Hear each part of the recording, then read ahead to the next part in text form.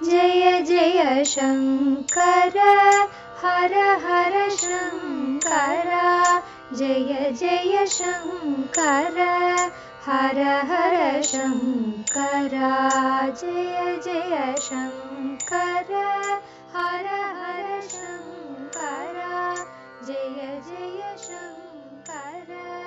மங்களாரம்பம் தெய்வத்தின் குரல் 6ஆம் பாகம். 16 பெற்று பெருவாழ்வு. பெண்ணாகவும் இருப்பவர். அவர் ஏகதந்தராக இருப்பதற்கு தத்துவார்த்தமும் உண்டு. ஆண் யானைக்குத்தான் தந்தம் உண்டு, பெண் யானைக்கு கிடையாது.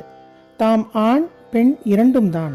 அதாவது ஈஸ்வர தத்துவம் என்பது ஆண்தான் பெண்தான் என்று ஒன்றாக மாத்திரம் வரையறுக்க முடியாமல் இரண்டுமாக ஆகியிருக்கும் ஒன்று என்று காட்டவே முகத்திலே ஒரு பக்கம் ஆண் யானை களிறு என்பது மாதிரி தந்தத்துடனும், மறுபக்கம் பெண் யானை பிடி என்பது மாதிரி தந்தம் இல்லாமலும் இருக்கிறார். மாதா பிதாக்கள் பப்பாதி, அதாவது பாதி பாதி ஸ்திரீ புருஷர்களாக அர்த்தநாரீஸ்வரர் ரூபத்தில் இருக்கிற மாதிரியே புத்திரரும் கொஞ்சம் இருந்து காட்டுகிறார். அப்படியே காப்பி பண்ணினதாக இருக்க வேண்டாம் என்று அங்கே வலது பக்கம் புருஷ ரூபம், இடது ஸ்திரீ என்றிருந்தால் இவரோ வலது பக்கம் தந்தம் இல்லாமல் பெண் யானையாகவும் இடது பக்கம் தந்தமுள்ள ஆண் யானையாகவும் இருக்கிறார்.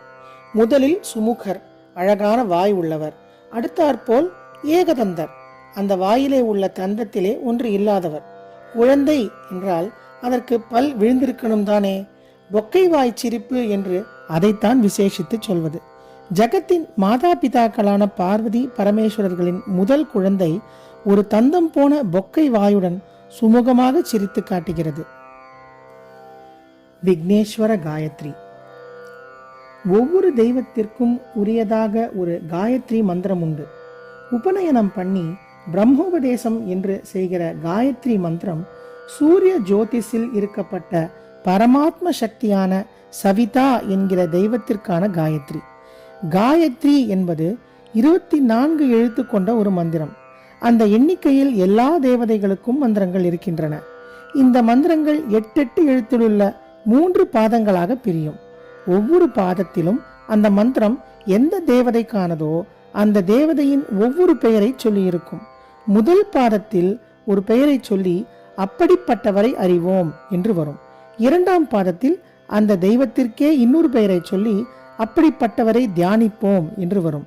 3ஆம் பாதத்தில் மூன்றாவதாக இன்னொரு பெயரை சொல்லி அப்படிப்பட்டவர் நம்மை நல்ல வழியில் தூண்டிவிடட்டும் என்று பிரார்த்தனை வரும். பின்குறிப்பு: சவிதாவுக்கான காயத்ரியில் முதல் 2 பாதங்களுக்குமாக சேர்த்து தியானிப்போம் என்று வரும். 3ஆம் பாதத்தில் இன்னொரு பெயர் சொல்லாமலே நம் அறிவை தூண்டட்டும் என வரும்.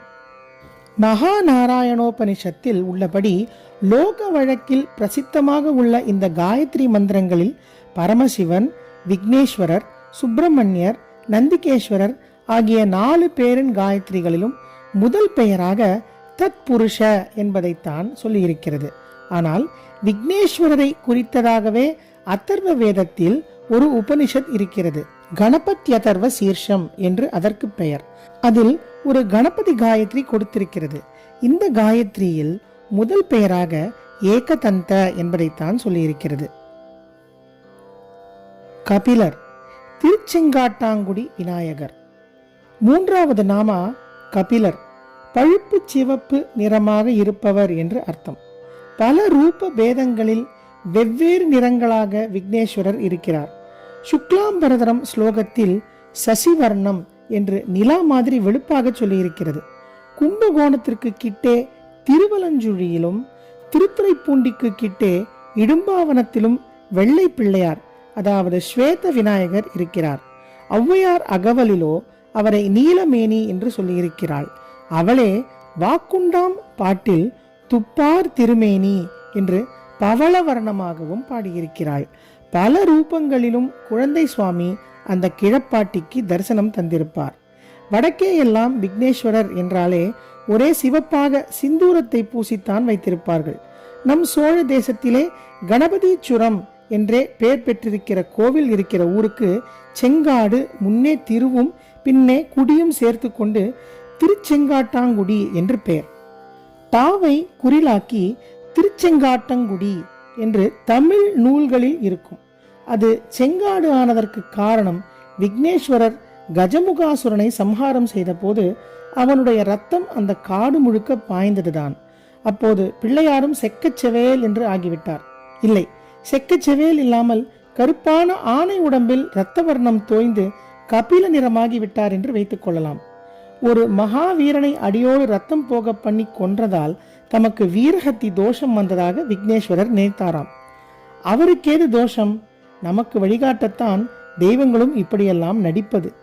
ராவணனை கொன்றதால் ராமர் தோஷம் வந்து விட்டதாக நினைத்து பிராயச்சித்தமாக ராமலிங்கம் ஸ்தாபித்தார் அல்லவா?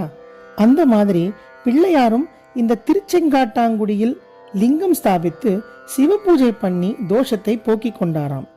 அதனால் ராமர் சிவபூஜை பண்ணிய இடம் ராமேஸ்வரம் ஆனது மாதிரி அந்த கோவிலுக்கு கணபதீஸ்வரம், அதாவது தமிழ் இலக்கணப்படி கணபதீச்சுரம் என்று பெயர் ஏற்பட்டுவிட்டது.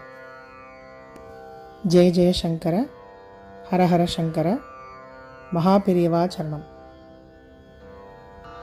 ஜெய ஜெய சங்கர, ஹர ஹர சங்கர, ஜெய ஜெய சங்கர, ஹர ஹர சங்கர, ஜெய ஜெய சங்கர.